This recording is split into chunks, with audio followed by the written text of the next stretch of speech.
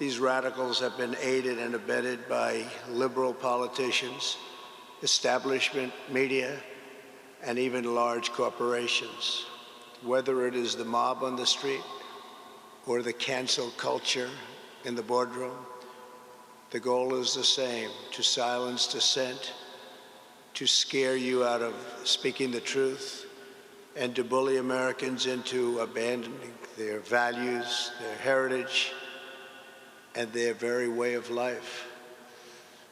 We are here today to declare that we will never submit to tyranny. We will reclaim our history and our country for citizens of every race, color, religion, and creed.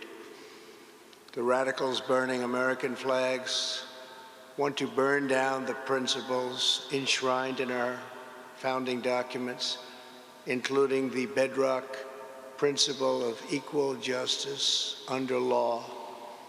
In order to radically transform America, they must first cause Americans to lose confidence in who we are, where we came from, and what we believe. As I said at Mount Rushmore, which they would love to rip down and rip it down fast. That's never going to happen. 2 months ago, the left-wing cultural revolution is designed to overthrow the American Revolution. As many of you testified today, the left-wing rioting and mayhem are the direct result of decades of left-wing indoctrination in our schools. It's gone on far too long. Our children are instructed from propaganda tracks like those of Howard Zinn that try to make students ashamed of their own history. The left has warped, distorted, and defiled the American story with deceptions, falsehoods, and lies. There is no better example than the New York Times totally discredited 1619 Project. This project rewrites American history to teach our children that we were founded on the principle of oppression, not freedom. Nothing could be further from the truth. America's founding set in motion the unstoppable chain of events that abolished slavery, secured civil rights, defeated communism and fascism, and built the most fair, equal, and prosperous nation in human history.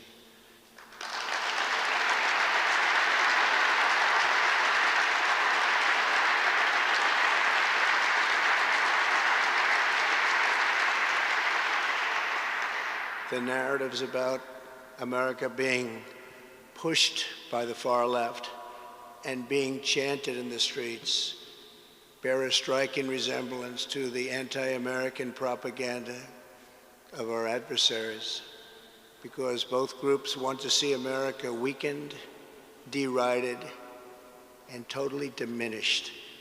Students in our universities are inundated with critical race theory. This is a Marxist doctrine, holding that America is a wicked and racist nation, that even young children are complicit in oppression, and that our entire society must be radically transformed.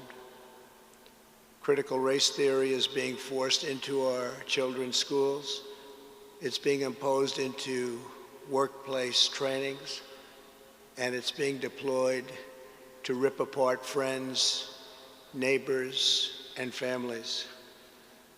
A perfect example of critical race theory was recently published by the Smithsonian Institution. This document alleged that concepts such as hard work, rational thinking, and the nuclear family and belief in God were not values that unite all Americans, but were instead aspects of whiteness.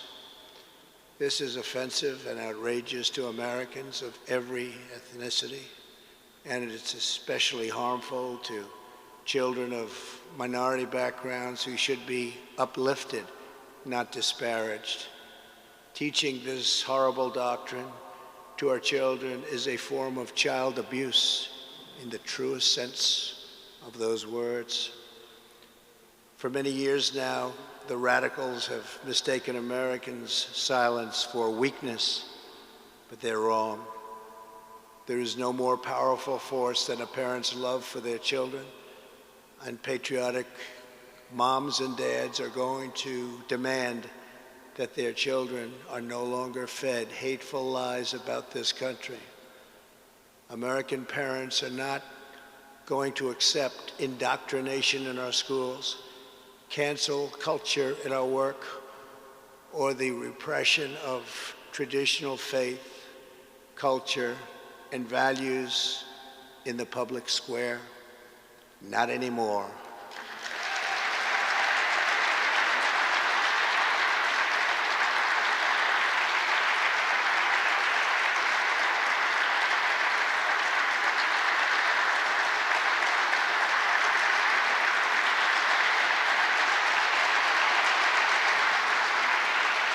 Thank you.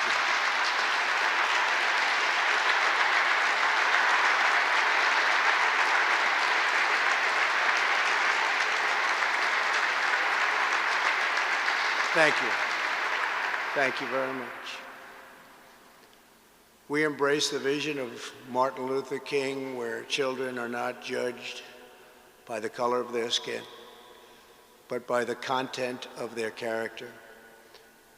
The left is attempting to destroy that beautiful vision and divide Americans by race in the service of political power.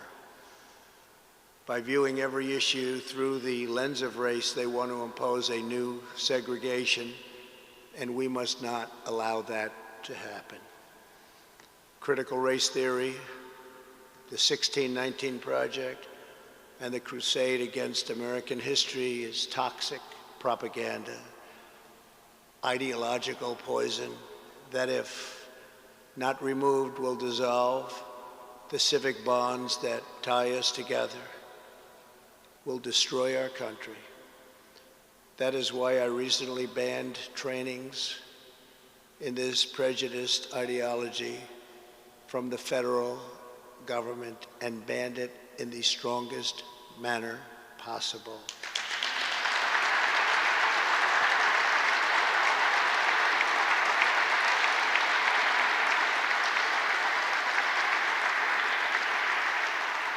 The only path to national unity is through our shared identity as Americans.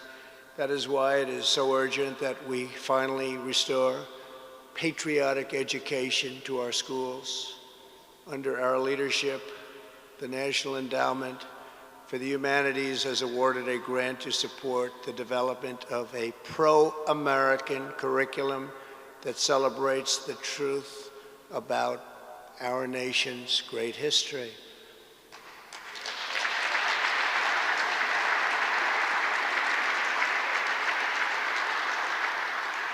We are joined by some of the respected scholars involved in this project, including Professor Wilford McClay. Wilford, please. Thank you very much, Wilford. Thank you. Dr. Peter Wood of the National Association of Scholars. Dr. Peter. Thank you. Thank you. And Ted Rebarber. Thank you, Ted. Thank you very much, Ted. Today, I'm also pleased to announce that I will soon sign an executive order establishing a national commission to promote patriotic education. It will be called the 1776 Commission.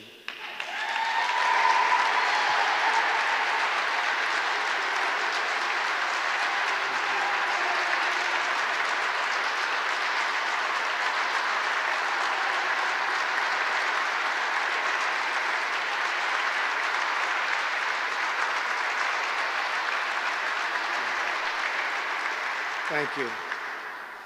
It will encourage our educators to teach our children about the miracle of American history and make plans to honor the 250th anniversary of our founding. Think of that, 250 years.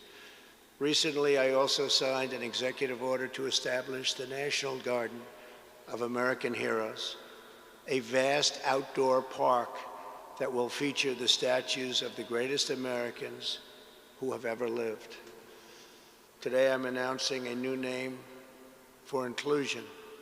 One of the 56 signers of the Declaration of Independence was a patriot from Delaware. In July of 1776, the Continental Congress was deadlocked during the debate over independence. The delegation from Delaware was divided. Caesar Rodney was called upon to break the tie. Even though he was suffering from very advanced cancer, he was deathly ill. Rodney rode 80 miles through the night, through a severe thunderstorm, from Dover to Philadelphia to cast his vote for independence. For nearly a century, a statue of one of Delaware's most beloved citizens stood in Rodney Square, right in the heart of Wilmington. But this past June, Caesar Rodney's statue was ordered removed by the mayor and local politicians as part of a radical purge of America's founding generation. Today, because of an order I signed, if you demolish a statue without permission, you immediately get 10 years in prison.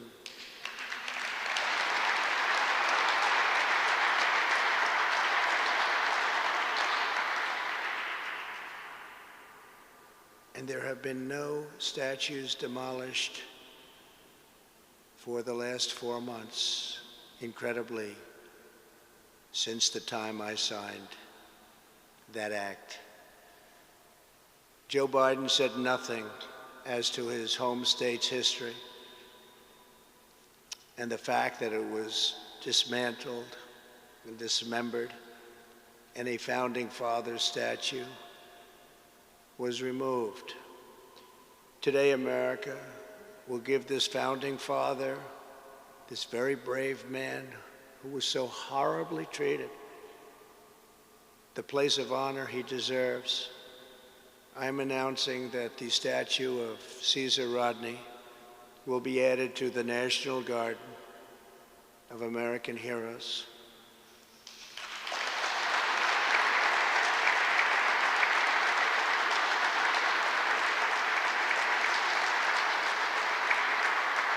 From Washington to Lincoln, from Jefferson to King, America has been home to some of the most incredible people who have ever lived. With the help of everyone here today, the legacy of 1776 will never be erased. Our heroes will never be forgotten. Our youth will be taught to love America with all of their heart and all of their soul. We will save this cherished inheritance for our children, for their children, and for every generation to come. This is a very important day. Thank you all once again for being here. Now I will sign the Constitution Day proclamation. God bless you and God bless America. Thank you very much.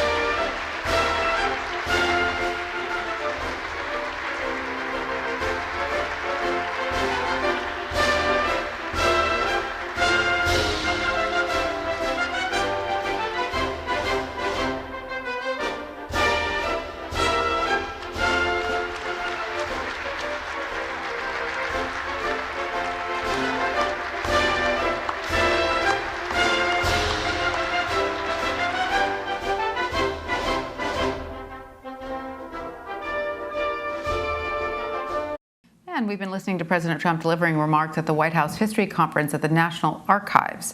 We're going to take a quick break, but we've got a lot more news ahead, so stay with us. You're streaming CBSN, always on.